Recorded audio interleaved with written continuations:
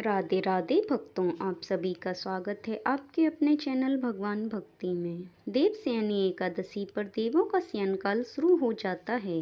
इस दिन शालिग्राम जी की पूजा का खास महत्व है, लेकिन पूजन के नियम जान लें तभी पुण्य मिलता है। देवशयनी एकादशी से भगवान विष्णु पाताल लोक में राजा बलि के यहाँ 4 माह के लिए निवास करते हैं। इन 4 माहों को चातुर्मास कहा गया है, जो देवउठनी एकादशी पर समाप्त होता है। देवशयनी एकादशी 6 जुलाई 2025 को है।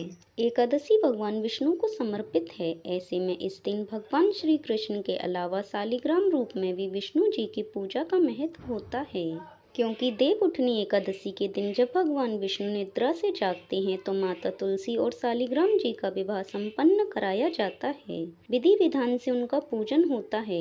आइए जानते हैं देवशयनी एकादशी पर शालिग्राम जी की पूजा कैसे करें, क्या है नियम। कैसे करें देवशयनी एकादशी पर शालिग्राम जी की पूजा। देवशयनी एकादशी के दिन सूर्योदय से पहले उठकर स्नान करें, सूर्यदेव को जल चढ़ाएं, फिर भगवान विष्णु के समक्ष व्रत और पूजा का संकल्प लें। पूजा स्थल पर गंगा जल छिड़क कर उसे साफ करें। पूजा की चौकी पर पीला कपड़ा बिछाएं, शालिग्राम जी को उस पर स्थापित करें। शालिग्राम जी का पंचामृत से अभिषेक करें, फिर शुद्ध जल और गंगा जल अर्पित करें। शालिग्राम जी को पीले वस्त्र पहनाकर उनका चंदन और आभूषणों से श्रृंगार करें।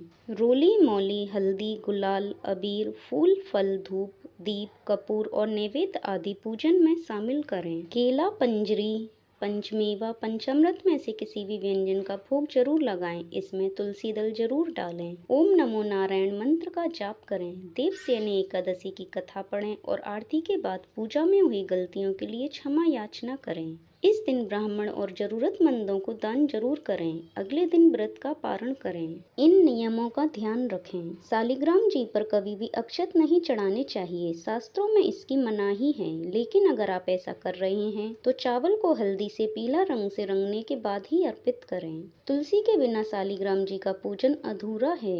जिन घरों में शालिग्राम जी की पूजा होती है वहाँ तामसिक भोजन ग्रहण नहीं करना चाहिए, इससे दोष लगता है।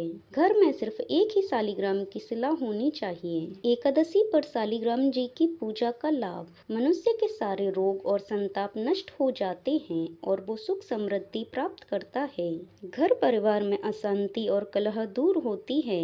जहाँ भगवान शालिग्राम की पूजा होती है वहाँ श्री हरि विष्णु जी के साथ साथ महालक्ष्मी भी निवास करती हैं। जय श्री हरि। राधे राधे।